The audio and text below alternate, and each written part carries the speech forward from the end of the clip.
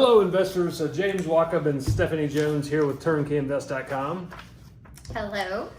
Hey guys, so today we want to shoot a quick video. We're going to start doing some educational videos about the Turnkey Invest process, the things we've put together to help you succeed. Today we're going to go over our checklist. If you'd like a copy of this checklist, reach out to the team. You can go on the website and push the button that says request one of the checklists, and we'll send it to you. We'll give you a PDF of it. We'd love to mail you one if you want a physical hard copy of one as well. So why a checklist? If I had been using a checklist like this my entire career of investing in Memphis, it would have saved me thousands of dollars, heartache, problems. But it also gives you an idea of what to be looking for in any market you might be purchasing in. Some of my investors buy in several different markets, so this is not just a Memphis checklist, it's buying rental properties anywhere. So let's start out with number one. Is this an A, B, or C neighborhood? So Stephanie, you know I talk about neighborhoods a lot. Mm-hmm. You can buy a good house in a bad neighborhood, do a beautiful renovation on it, and attract a tenant, but sooner or later that good tenant's going to move out of a bad neighborhood. Mm-hmm. So I preach it to my team all the time, to my investors as well. Buy neighborhood. Because what attracts the type of tenant that we are seeking all the time, and what is that? That's someone that's going to take care of the property, stay there long term. If they stay on average 3 years and they leave the house in relatively the same condition they found it in, that's a huge home run. And so a great neighborhood does that. So let's also go into a little bit about our definition of an A, B, and C neighborhood. An A neighborhood is going to be 90% homeowner or better. A B neighborhood is going to be your typical Memphis neighborhood. So 50% homeowner, 50% rental. A C neighborhood is going to be almost completely rental properties. There'll be a few people in there that are homeowners, but the C-class neighborhoods, almost all rentals. Some of our neighborhoods that have duplexes, those were built as rental neighborhoods because very few people ever own an entire duplex. It is becoming more popular with the house hacking crowd. If you want to learn more about that, I'll do a video in the future about house hacking. But duplex neighborhoods were built as rental neighborhoods. So C-class would be all rentals. Things we overlay on top of that. What's one of the things we also look at for A, B, and C type neighborhoods? So we look at their proximity to shopping, to major employers that we have in the area. We take all of that into consideration as we're doing our neighborhood rankings. And just the value of the rents that we're collecting in that area, the value of the properties. I talk a lot about, and James talks a lot about, how Memphis is very street by street. So we not only look at just the zip code that we're working in, we look deeply and closely at the neighborhood that we're working in within that zip code. That's right. So, I'll give you a quick example. So you brought up the shopping, the amenities in the neighborhood or near the neighborhood. You don't have to go do a market study. You don't have to look for huge data. Use other companies' data. So in an A-class neighborhood, you're going to find a Whole Foods and a Chick-fil-A. In a B-class neighborhood, you're almost always going to find a Super Walmart nearby. That's America's store. So the B-class neighborhoods are where our workforce live. The C-class neighborhood, you're going to find more Dollar Generals, Family Dollar, the neighborhood grocery store that's the off-brand name. In the Memphis area, we have Kroger. So Kroger's the big grocery store everybody goes to. In the C-class neighborhoods, sadly, they're going to have an off-brand, grocery store. And for most cases, there's C-class neighborhoods with Kroger's. Let's talk about another one that most people don't think about: the value of the land that house sits on. So in an A-class neighborhood, right now, we have a executive level rental under renovation in Germantown right now. If any of you guys know about Germantown, one of the highest income per capita in the state of Tennessee for the past 20 years. If that house burned to the ground today, what would I do with the piece of land that I was left with after receiving that big check from the insurance company? Well, I would build a much bigger, more modern, up-to-date house, because that's what the piece of land dictates I could do with it. And I would sell it for a profit. I would take those profits, reinvest into more properties. In a B-class neighborhood, our typical rental property, if that house burns to the ground and you get your insurance check, your check would be just enough to rebuild exactly what was there. And that's what that piece of land dictates would be the highest and best use of it, is to rebuild that 3-bedroom, 1.5 bath with 1-car carport. In a C-class neighborhood, oftentimes we would take our insurance check, we would go invest in another property and donate that lot to a local charity. I don't know what these charities do with the lots, but they do take them. So land value is another way to look at that. One of the huge things that determines A, B, or C neighborhood, crime. So that's why we put a crime map on every house right there front and center, because there are two issues in Memphis: crime and schools. So we have a deplorable school system in the Mid-South. I'll get to that in a minute. In the Memphis area, excuse me. And there is crime in certain areas. Now, I live right in the heart of Memphis, and I am a Memphian. That's what they call people in Memphis, Memphians. I love Memphis, Tennessee, and where I live, there's very little crime.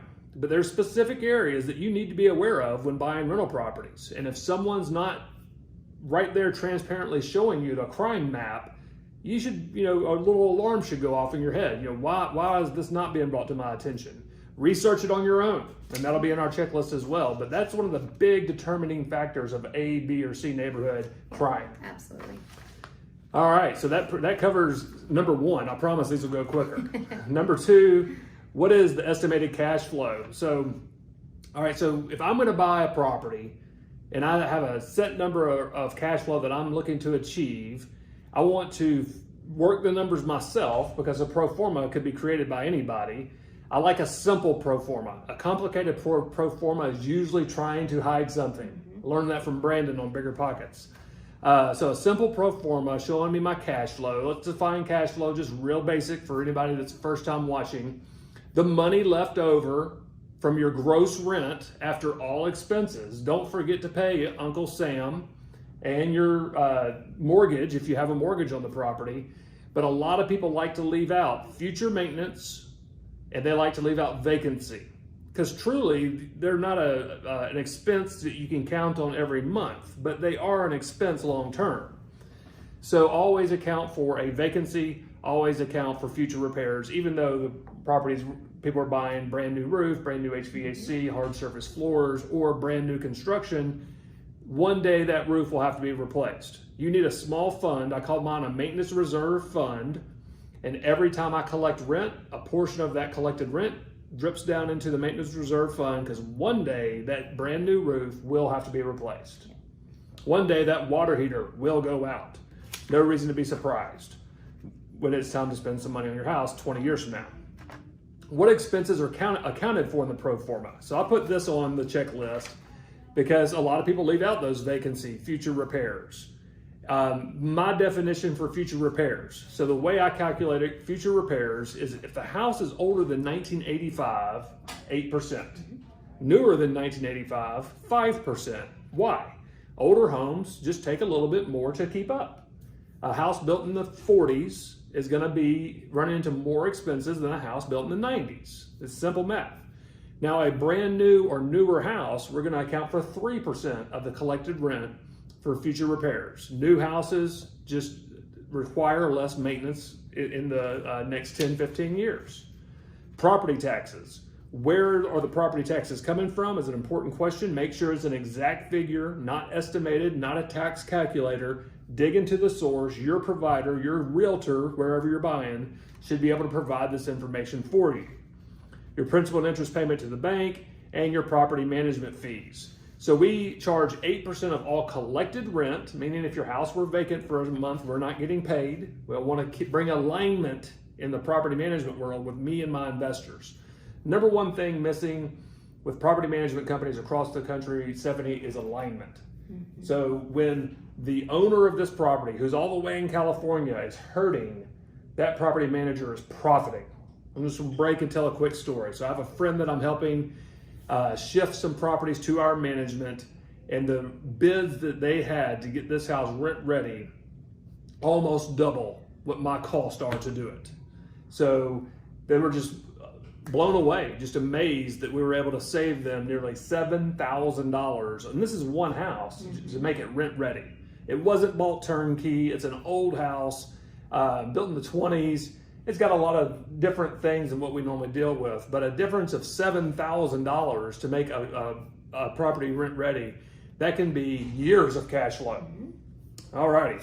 Number 4 on the list is the property vacant or occupied. If it's vacant, you're going to have a list of questions. If it's occupied, you're going to have a list of questions. So if it's vacant, ask your property manager, how many leads do you currently have on the property? So if a property's vacant, hopefully they're advertising it for rent already. And I would want to know, are there 0 leads? Or is this one blowing up? Right. Got 25 people that want to move in as soon as it's ready.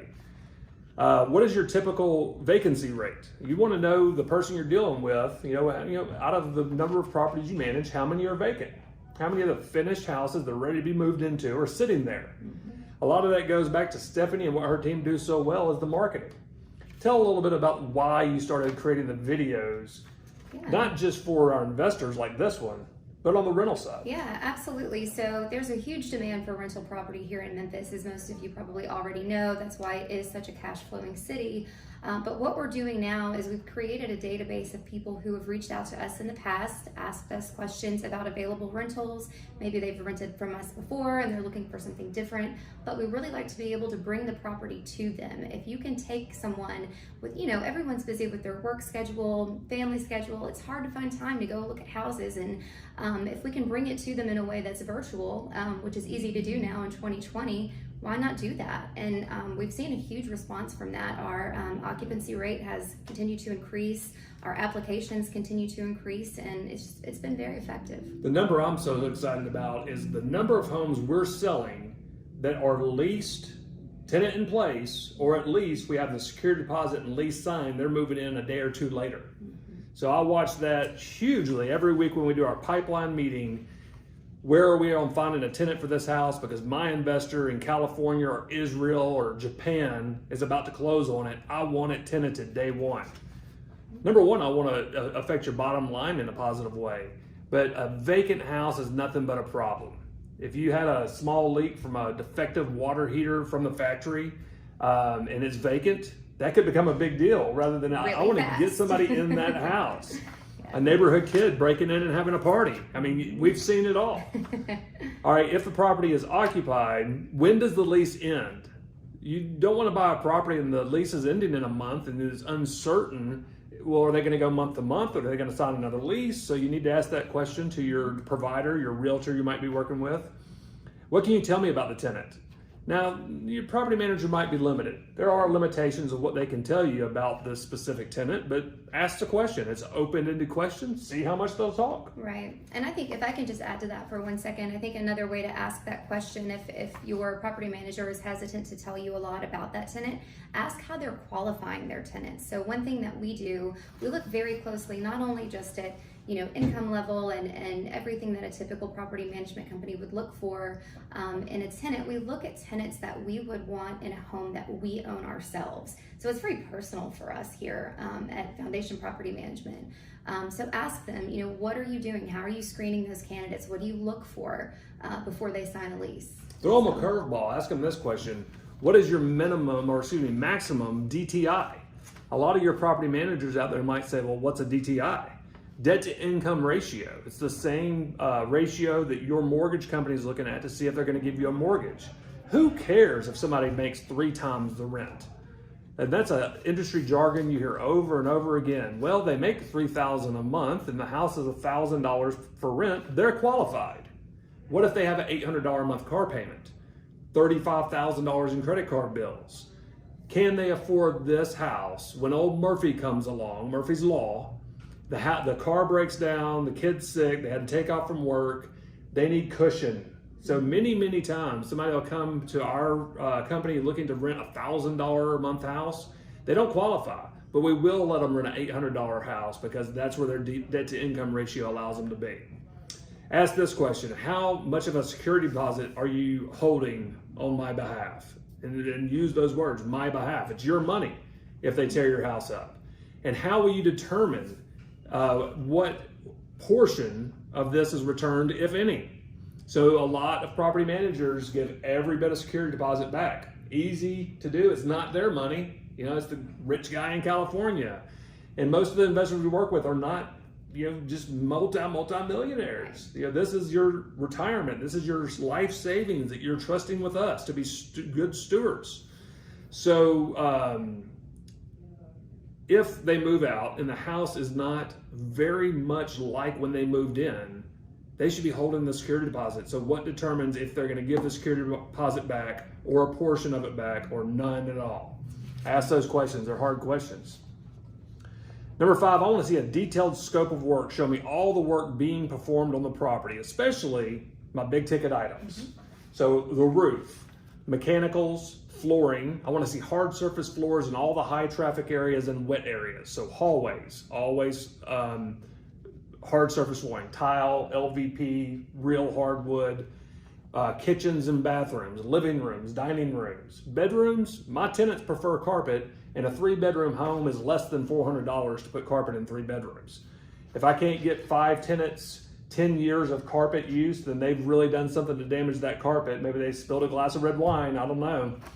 But worst case scenario, I'm spending less than $400 to replace the carpet, and the tenants overwhelmingly have told me, I like carpet in the bedroom. It feels less commercial, it feels more like a home. Yeah, and there's sound padding, there's additional benefits to the carpet as well, so yeah. And you know, some of the rooms that you put a queen or king size bed in there, a nightstand and a dresser, you've covered 95% of the room already. Exactly, yeah. All right, so what appliances are included? So you're buying a house, it's under renovation with TurnkeyInvest or anyone else. What appliances are included? A lot of people ask me this, and I'm kind of perplexed, but now I'm used to people asking, well, are a washer and dryer included in your houses? Absolutely not. In the Mid-South, you're never going to see a washer dryer included in a single family home, maybe an apartment downtown or out in Germantown, Carville.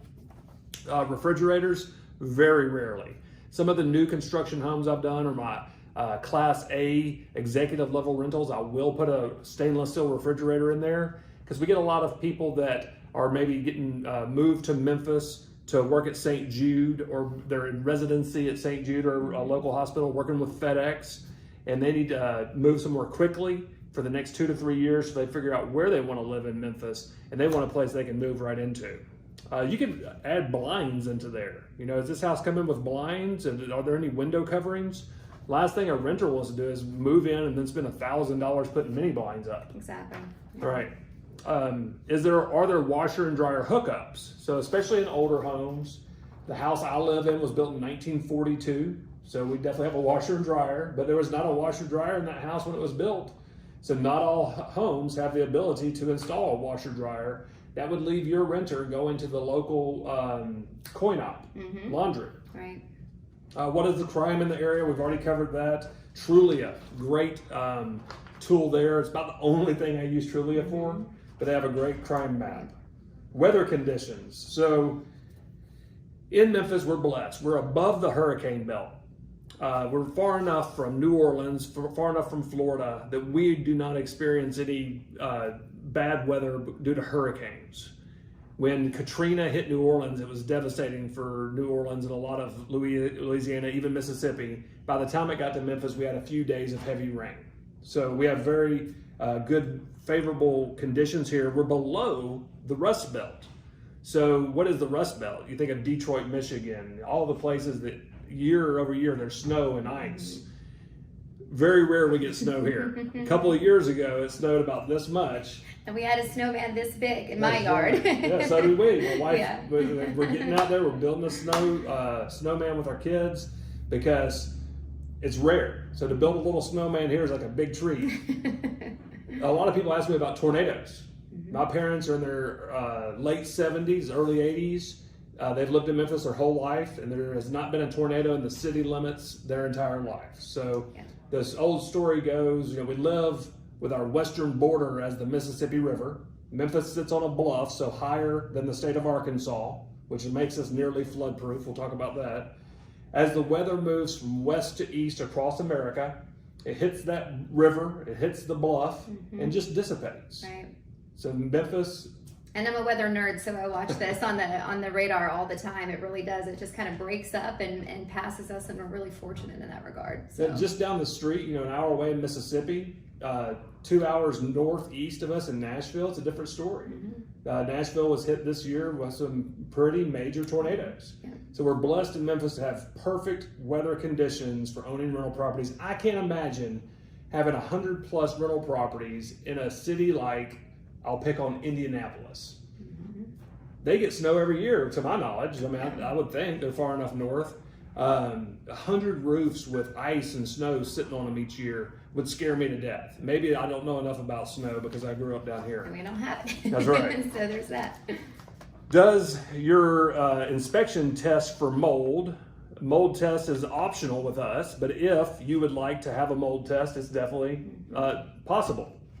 Have we inspected the sewer? So we inspect every sewer that we manage. So if you own 10 properties in Memphis and you want me to manage them, I'm going to require that you have a sewer inspection.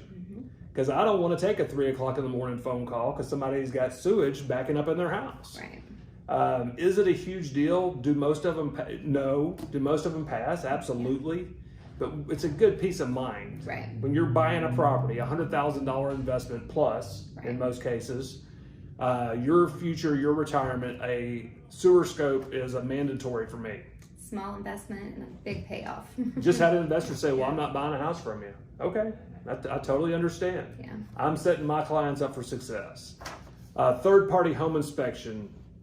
Who are you using and what kind of guarantees are there on that? So with our company, TurnkeyInvest, every house has a third-party home inspector. They're going to come out and verify that the work completed on this house is up to your satisfaction when it comes to labor and material. Were the materials used for this renovation up to snuff, and was the labor, the installation of them, done properly? And what kind of condition is this property in that I'm buying? If they find anything on that inspection, then we're going to repair it. Are they going to find something? Every time, or they didn't earn their $300. Exactly. Right? Yeah. And I'd be shocked if I built a brand new house. I built brand new houses as rentals. I'd be shocked if the home inspector didn't find something on a brand new house, let alone a fully renovated house. Alrighty, where are we? It said third-party home inspection. I'd like to see a copy of the contract that I'm going to be signing to purchase before I go forward. Right. So in my checklist, if I'm buying houses in San Diego or Beijing, here's on my list. Realtor, send me a copy of sample of what the contract would look like, the purchase agreement.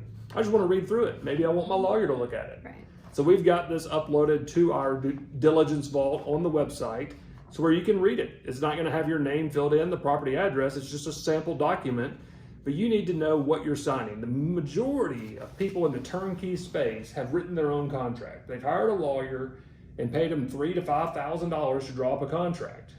Well, there's one provided by the Tennessee Association of Realtors, which I'm a proud member of. I'm a real estate broker in the state of Tennessee and Mississippi, and I let their lawyers write it. Now, the reason that a lot of people would want to write their own contract, it's more in their favor. So our contract is contingent upon appraisal, the home inspection we just talked about. If you get the home inspection, you're not satisfied, cancel the deal, give me my money back. If you get the home inspection, you're not satisfied with the repairs we make and the proof of those repairs we give to you, cancel my contract, give me my earnest money back. Tennessee Association Realtor contract provides that for you. It's also contingent that the house does not have termites. Anything I'm missing out there? Our scope of work, everything that we say we're going to do. The scope of work is part of the actual purchase and sale agreement. So everything that we say we're going to do on the house, if we say we're installing granite countertops, and at the end there's Formica countertops in there, we've made it part of the purchase and sale agreement. If it says Formica countertops and you're looking for granite, guess what? It said Formica. So there's a reason behind that. So what kind of contract are you asking me to sign here? A copy of the property management agreement. I want to see that before I even get engaged with the company. Give me your paperwork. Yeah. What is the paperwork, the agreement between the property manager and me, the owner, look like? You should want a copy of that. So that's in the diligence vault as well. Give me a copy sample of your lease. I want to see what kind of lease my tenants are going to be signing. So we'll give you a copy of that. A complete step-by-step game plan to purchase. So go to my website, look on any property, and we have a handbook. In the handbook, I've got a step 1 through 12 of what it looks like to buy a house with us. Number 1 is just exploring, just getting to know us. A lot of people ask, should I come out and visit you guys before you buy the first house? I'm like, yes, get on a plane, come see us. I'd love that. The majority of our investors just don't have time. COVID's going on, all those things. I'd want to see a company bio. Who am I trusting with my investments is the question I have here. So if I'm dealing with James and his team in Memphis, Tennessee with TurnkeyInvest, who are these people? Give me a bio. What kind of background do you have? Do you have the experience that I need to handle millions of dollars of real estate? I'm 2,000 miles away in most cases. I would want lots of photos. So that's one thing we're great at is photo updates through the whole process of renovation and beyond. So I'd want interior, exterior photos. I'd want comparable sales. I have a whole folder dedicated to this on the website on each property showing you what homes are selling for in the immediate vicinity, comparable sales. Comparable rents. Show me the comparable rents in the area, James. That's all on the website. What are the annual taxes and how are they calculated? That's a whole nother video I'm gonna do. Why invest in Memphis? One of the reasons is the way our taxes are calculated and they are steady year over year. In other areas where my investors own properties, Dallas, Fort Worth area, they got taxed out of cash flow. So if you have investments in areas where it's uncertain what taxes will be in the future, we always know they'll be higher. Rent should go up to cover that. But if a municipality just keeps raising property taxes, you could be priced out of your cash flow. That's one of the reasons Memphis is such a great place to invest. What are my insurance options? We have a group policy. We'll do another video about the group policy insurance that we have to offer. What size is the lot that the house sits on? So this could be important if that lot's really small or too big. Too big, it'd take a certain type of tenant with a certain type of equipment to be able to keep that big lot up. Right. Same thing with a pool. You know, I've had rental property in the past with a pool. Probably won't ever do that again. Never say never. But what size is the piece of land that the house sits on? Tell me about the foundation. Is it a basement? Is it a monolithic slab, a crawl space, or is it a split level? I'm gonna do a whole video just on number 23. Different types of foundations found in the Memphis area, the pros and cons, and we just had a nice talk, a Zoom call with one of our clients about this specific question. It's on the checklist for a reason. Is this property located in a FEMA flood zone? This is the reason the list exists. A few years ago, buying and selling properties, buying properties to hold as rentals, bought 2 properties in 1 year that were in flood zones. If I'd have been using this checklist, I would not have bought flood zone houses. We do not encourage people to buy flood zone houses, especially in Memphis. I told you earlier, we're sitting up on a bluff, Mississippi River, Arkansas is flat as a pancake. All of our water flows to the Mississippi River, which would overflow into Arkansas. Memphis is nearly flood-proof. I have an article in Think Realty magazine about that. I can put the link to that below in the description here. Exterior construction. Is this house made of brick, vinyl siding, aluminum siding, hardy board? What is the exterior made of? Because you've all heard me say that I love houses that are little tanks of houses. I like a tank of a house, meaning it's pretty simple, but it's brick trim roof, my ideal house. There's not a bunch of siding. There's no weird stucco that might have to be recalled. It's not a material I'm not used to. I love vinyl siding. I like aluminum siding. Any of these things that last a long time. How old is the roof? Is it brand new? Is it 3 years old? Is it 10 years old? How did you determine that? If it's not anything other than brand new, how did you determine the age of that roof? Windows, are they aluminum? Are they wooden? Are they vinyl? Wooden windows, lots of upkeep. Aluminum windows, no upkeep. Vinyl windows, less upkeep. However, most vinyl windows are double pane, great for energy efficiency. Eventually you will lose the seal and it will fog up in between the 2 panes of glass. Does not make the window where it's unsafe to live in the house or anything, but when you go to sell the house, you have to fix that. All right, so we're on number 26 and we're gonna keep going. Anybody still hanging into this video, I applaud you. If you're still hanging into this video, I would like for you to leave a comment that said, I made it to line 26. And I know that several of you watch, I'm humbled every time we have a client in town or on a Zoom call or even on the phone. They're like, James, I watch all your videos. I watch all of Stephanie's videos. It's our job to bring Memphis to you virtually. You don't have to get on an airplane and come here once a month, once a year, or every 10 years. We want you to come. That's our favorite thing is when investors come to town. But we should be able to bring all this to you virtually, not just in videos like this, but after the point of sale, when we're managing the property for you, daily, my guys, my gals, myself in the field are FaceTiming our clients at properties.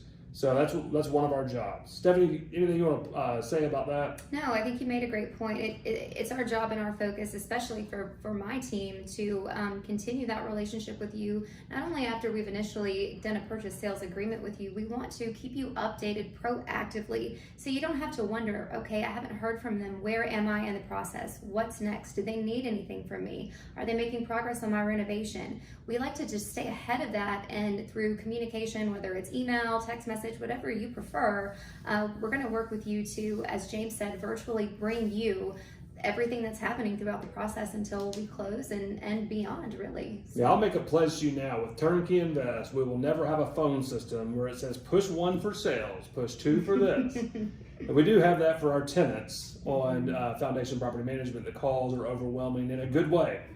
But you will have our cell phone numbers as long as this company is in business. For years and years, you'll have Stephanie's number, you'll have my number, everyone on the team. Text and phone calls and FaceTime, it's our job to stay on top of that. Absolutely.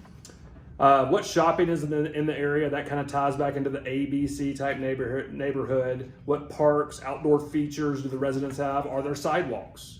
Is there a neighborhood park? Is there a school nearby?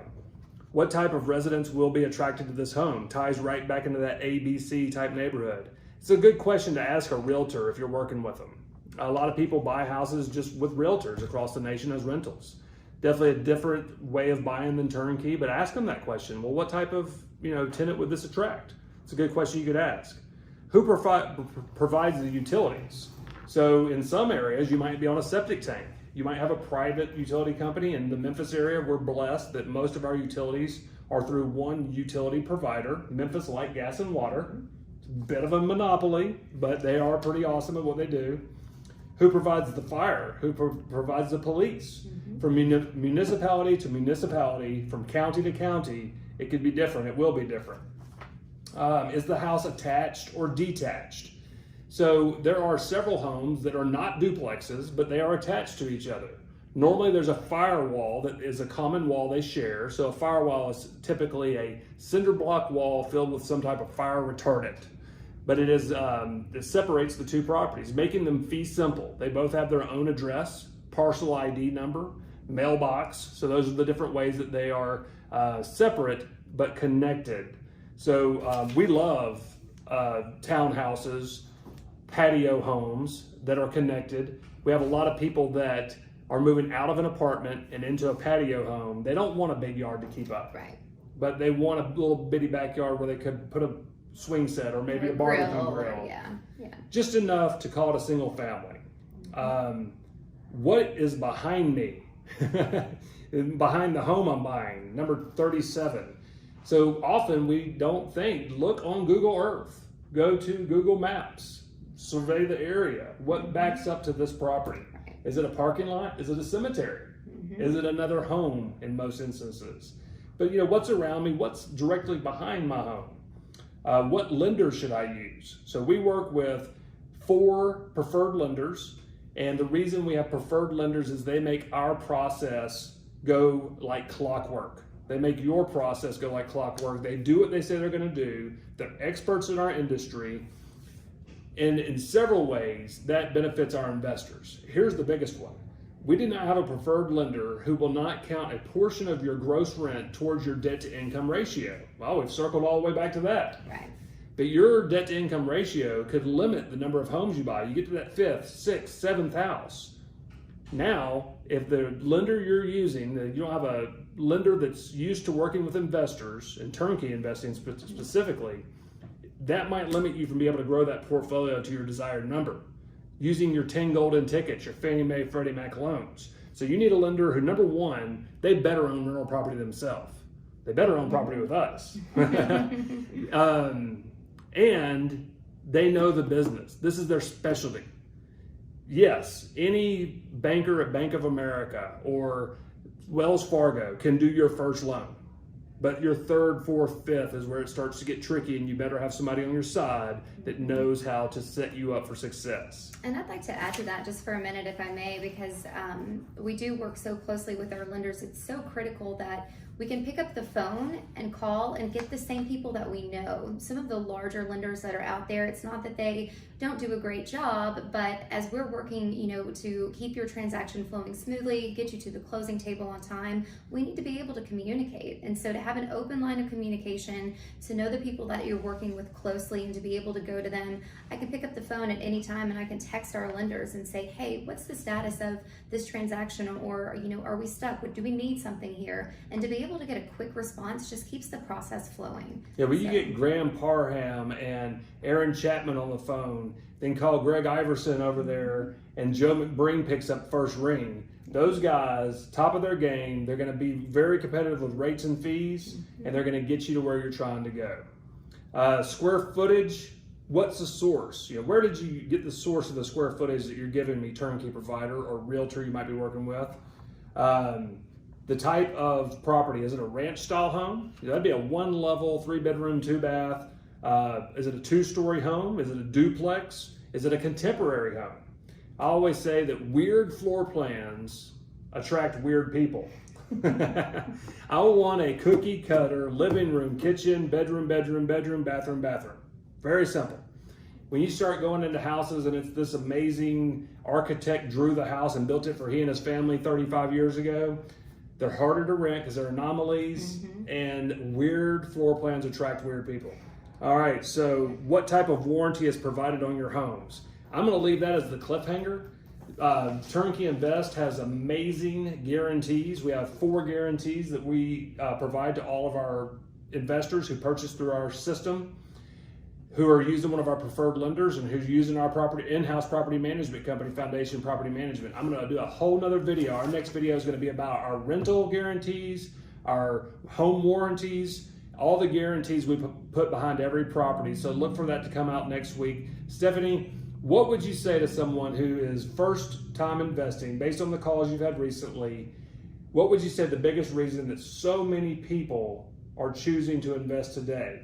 To give you a little bit of background on this, we had our largest month ever, just last month.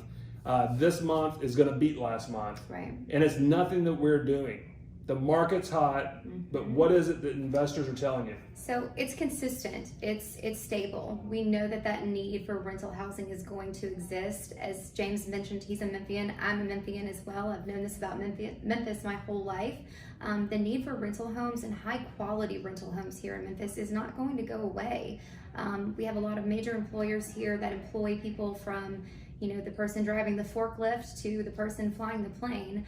Some of them may be here on contract, and some of them are, they're just going to be renters for forever. And so that need here it's consistent. So your investors are telling you what I'm hearing, in this uncertain world we're living in, I want to invest in something that's steady. Right, exactly. That's so consistent, it could almost be called boring. Yeah. That's what people love about Memphis. Year over year, the demand for quality rental homes is stronger than ever. I'll take just a second and say what I say a lot. We've got enough rental homes in Memphis. We don't need any more. But investors, owners of rental properties that I go into daily, I go in their houses with tenants living there, they should be ashamed of what they're renting to a single mom working 2 jobs, raising 3 kids. The houses smell. There's mold in them. The electrical's not up to date. It's not even a safe place I wouldn't have my kids in that house. The roofs are leaking, the air conditioners are not working, and it gets hot here. Right, it does. When we provide the type of house we provide, brand new roof, AC, not even a question of mold, electrical's updated, we are overwhelmed by people wanting to rent these houses. So as much as it is about, an investment, creating big ROI for my investors, it's also a give back. Right. City of Memphis needs us in a big way. Yeah, we're creating homes. Yeah, we're not renting houses. Right. We don't have tenants. We have residents living in our homes. If I don't see a Christmas tree in a house, I'm upset because that's not somebody that's treating it like home. Right. I've had clients come up and give me a big hug on move-in day because it's the nicest house in their whole family. Right. And that's where they're having Christmas that year. That's where they're having Thanksgiving. Yep. So I hope this has been helpful. Stephanie and I are going to continue these fireside chats. Yeah. And next week we're bringing guarantees. Guarantees. But each week we'll bring a little bit more of Turnkey Invest, who we are, our culture, to you virtually. Thank you so much. Thank you.